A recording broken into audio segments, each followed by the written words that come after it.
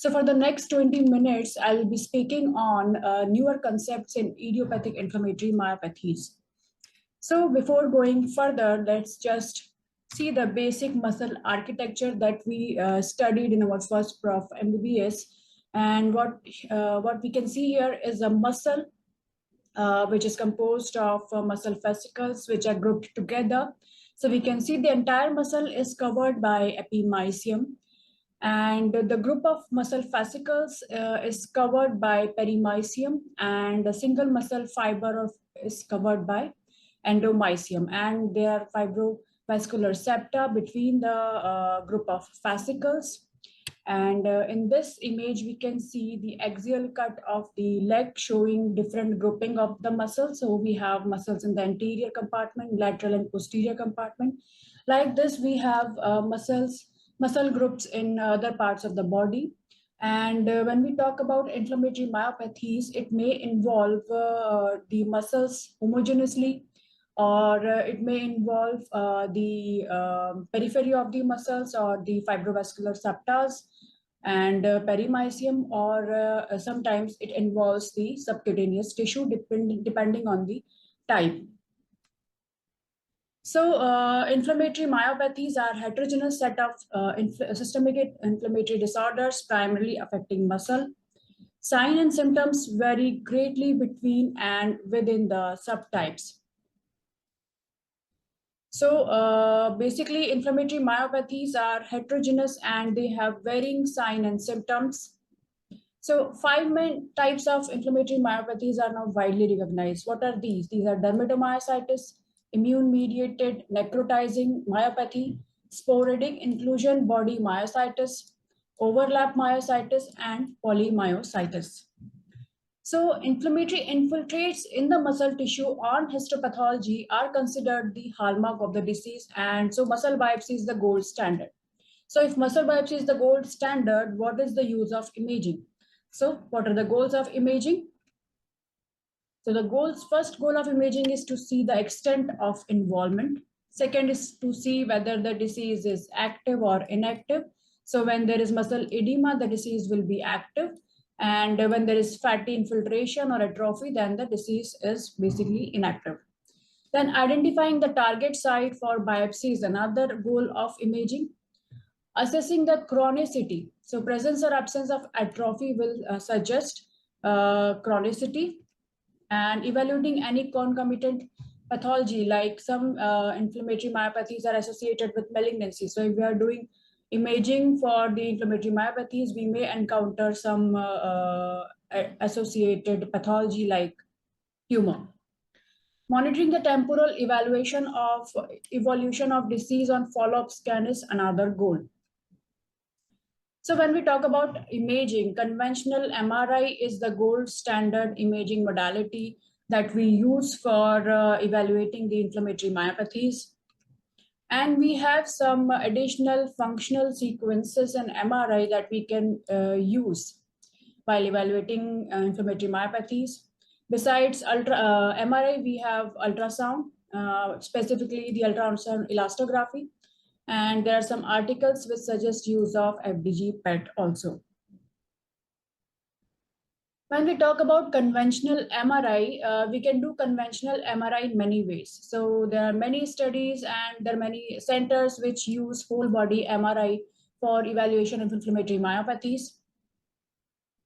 Then we have restricted whole body MRI, in which we don't take the MRI of entire body, because it is very time consuming process, and we take only the coronal and axial cuts of bilateral upper limb and lower limb. So that is restricted whole body MRI. Then we can take MRI of bilateral thigh, which is in our opinion, it is the best way to evaluate inflammatory myopathies, and there is no convincing evidence in the literature of the whole body MRI better than the MRI bilateral thigh in evaluating inflammatory myopathies. Use of contrast is debatable, and we don't generally recommend the use of contrast only in cases when we are suspecting any focal pathology or infection, then we can use contrast. Otherwise, there is no use of contrast. When we talk about the scanner, 3 Tesla and 1.5 Tesla scanners, both are equally good. When we talk about sequences, coronal and axial stir and T1 weighted sequence are the basic sequence that we use in MRI while evaluating inflammatory myopathies. So stir is basically to see the edema, and T1 weighted sequence is to see the atrophy. So here we can see whole body MRI, and we can see these muscle groups which are showing edema. We can also see involvement of the subcutaneous plane, which are also showing edematous changes. So this is a case of dermatomyositis, and in this way we can do whole body MRI. But whole body MRI takes approximately 50 minutes, and it is really a time-consuming scan. This is a bilateral thigh MRI coronal stir, where we can see this is a case of normal patient, and here we can see subcutaneous plane, muscles, and bone. So if there is any pathology, we can very nicely see here. This is the axial cut of bilateral thigh, and it's the T1 weighted sagittal axial sequence. This is star sequence, and we can see how the muscles and subcutaneous plane look on axial star and on axial T1 weighted sequence. So if there is any kind of inflammation, it will appear as hyper intense, and if there is any fatty atrophy, we can see replacement of the muscle fibers by fat, which will appear hyper intense on T1 weighted sequence. So what do we basically see on MRI? So first thing is edema, which is hyper intense on star or T2 weighted fat suppressed sequence, and star is better than the second one. It can involve muscle, facial or perifacial planes, subcutaneous tissue, and skin. It can be diffuse homogeneous, high signal, or it can be foggy or honeycombed. Then we can see muscle atrophy, which is best assessed on the T1 weighted images. It is almost always associated with fatty infiltration. It can be symmetric, asymmetric, or it may involve a specific muscle group. And when there is muscle atrophy, we get this undulating fascia sign. So here we can see this is undulating fascia sign because of atrophy in the quadriceps group of muscles. Sometimes we get high signal intensity on T2 without any inflammation. So there are some situations in which we can get high signal intensity on T2. So in normal patients, we can get hyper signal in the distal region of medial gastrocnemius at their attachment over the soleus. Chemical shift artifact can lead to abnormal hyperintensity. In damaged muscle where there is fatty infiltration and depending on the fat suppression technique, muscular tissue which is degenerated by fat can show slightly hyper signal than the normal muscle tissue. Post exercise, we can have hyperintensity on T2, then deep vein thrombosis, sickle cell crisis, and muscle infarction in diabetic patients can lead to abnormal hyperintensity. Intrinsic and extrinsic trauma, post radiation, myositis, and denervation can also lead to high signal intensity on T2 without any inflammation. So now we're seeing the difference between three important inflammatory myopathy groups. So talking about polymyositis. So polymyositis shows symmetrical and proximal predominance, and there is often diffuse homogeneous high signal intensity without atrophy, and posterior compartment of thigh is most commonly involved, and facial edema is plus minus. It is not necessary that we get facial edema in polymyositis. Whereas in dermatomyositis, we get symmetrical and proximal involvement, but there is significant subcutaneous and facial edema. As the name indicates, dermatomyositis involves the skin. Anterior compartment is more frequently involved than the posterior one. And muscle edema can be peripheral in peripheral distribution, giving honeycomb appearance. Inclusion body myositis generally have asymmetric involvement and distal predominance. There can be isolated atrophy without edema. So you will find a lot of atrophy in inclusion body myositis. Flexor digitorum profundus and quadriceps involvement is characteristic.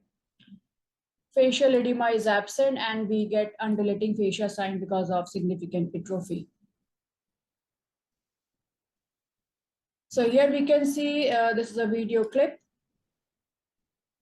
where we can see diffuse hyperintensity in all the muscle compartments in bilateral thigh. And we can also see involvement of the subcutaneous tissue, right?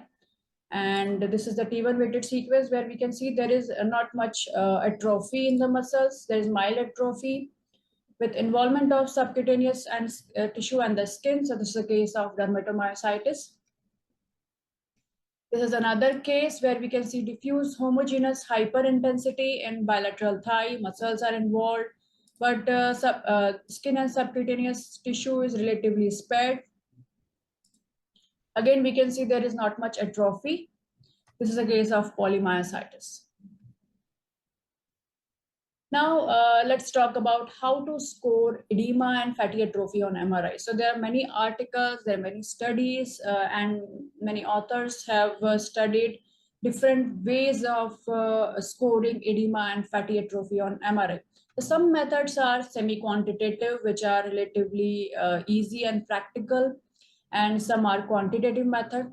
So in semi-quantitative method, what I found, this study, Anderson et al. In 2017, they scored muscle edema in a very practical way. So they not only scored the extent of the edema, but they also scored the signal intensity. And fatty infiltration can also be scored, and this is quite easy and practical to apply in daily practice. Whereas quantitative methods are slightly difficult and time consuming, and in routine clinical practice, it is difficult to use quantitative methods of scoring edema and fatty atrophy. Some methods depend on the computer analysis of pixel intensity values. Some methods use Dixon method, which acquires proton density weighted gradient echo images with different echo times. And T2 mapping can also be used for scoring fatty infiltration and edema. Now, next is DWI. So we know use of DWI in different parts of body and different pathological conditions, but in idiopathic inflammatory myopathies also we can use diffusion weighted sequence. So DWI allows to analyze random water movement in tissues in order to help determine tissue structure. This can be quantified by the apparent diffusion coefficient or ADC. And what we get is several studies, they have analyzed ADC in muscle from myositis showing higher signal intensity in edematous muscle, which even did not show T2 signal changes. So they are better in detection of low-grade edema. They are better than the T2 weighted sequence. And diffusion can also be used for monitoring the disease, as ADC is increased in active cases and reduced in cases of fatty infiltration. So this is an important point to note. So we can see many studies are published on use of DWI in assessing inflammatory myopathies. We can see in this study, DWI detected more muscle edema compared with the STIR. And in this study also, ADC showed strong positive correlation with the action potential in myositis patient. We can see this video in which we can see DWI sequence in axial plane, and can see a lot of hyperintensity in the muscle groups. And this is how we can take ADC. We can draw an ROI and we get the average value. And what we see is ADC is elevated in cases of active myositis, and it is normal in, here we can see the normal value. Now let's move towards DTI. DTI is an advanced functional MRI technique that we use for imaging of fiber bundles in white matter and peripheral nerves that we have studied in past. And it assesses the anisotropic diffusion characteristic of tissue. So it depends on, because skeletal muscle fibers are cylindrical and they are well ordered like the white matter tracts in brain, and they are actually along a specific direction, where longitudinal axis is longer than the transverse, like we see in white matter tracts. So therefore, the diffusion of water molecules is faster along the longitudinal axis than along the transverse axis. And that's why we can use DTI for evaluation of inflammatory myopathies. So based on these theories, DTI can be successfully applied in the evaluation of skeletal muscle with quantitative measurements of the muscle microstructure and physical function. So we can place an ROI and we can calculate ADC, 3 eigenvalues, and functional anisotropy. So again, there are some studies which have used DTI for muscles in cases of inflammatory myopathies, and they have found that ADC and eigenvalues, they are higher in cases of inflammatory myopathies as compared to the unaffected muscles. So this is a case in our center where we placed ROI on DTI software, and we measured the FA minimum, middle, and maximum eigenvalues. Next is conventional B mode ultrasound. So ultrasound can detect typical myositis features like edema, calcification, atrophy, facial thickening, and degenerative process, which can indicate fibrosis or fatty infiltration. So ultrasound depends on the echogenicity, and we get either reduced echogenicity or increased echogenicity. So when the echogenicity is reduced, it is because of edema, and that occurs in the acute phase of or active phase of myositis. Whereas when the echogenicity is increased, it indicates atrophy, which occurs in chronic phase.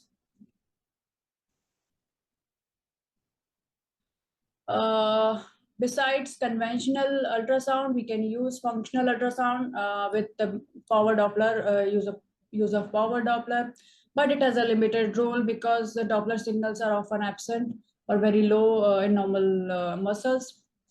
Second, we can use contrast enhanced ultrasound, which is more sensitive to blood flow within the capillaries. And increase in muscle perfusion was reported in patients with edema on MRI and histologically confirmed diseases. So there are some studies which have made use of contrast enhanced ultrasound. It can help in guiding diagnosis by biopsy planning and assessing the typical active myositis. We can also use ultrasound elastography by direct quantification of tissue elasticity or stiffness, where lower muscle stiffness is seen in idiopathic inflammatory myopathies. And more recently developed shear wave elastography can also be used extensively in skeletal muscles. Next is FDG PET. So FDG PET has also been explored in cases of inflammatory myopathies, and there are some studies. So here we can say FDG uptake was observed in 82% of patients in PM and DM, whereas 7% of control patients. So it has high sensitivity and specificity in detection of inflammation in muscles. Here also we can see the inflamed muscles shows diffused patchy or marginal signal abnormalities on MRI, but FDG uptake was high in cases even when the MRI was not showing much abnormality.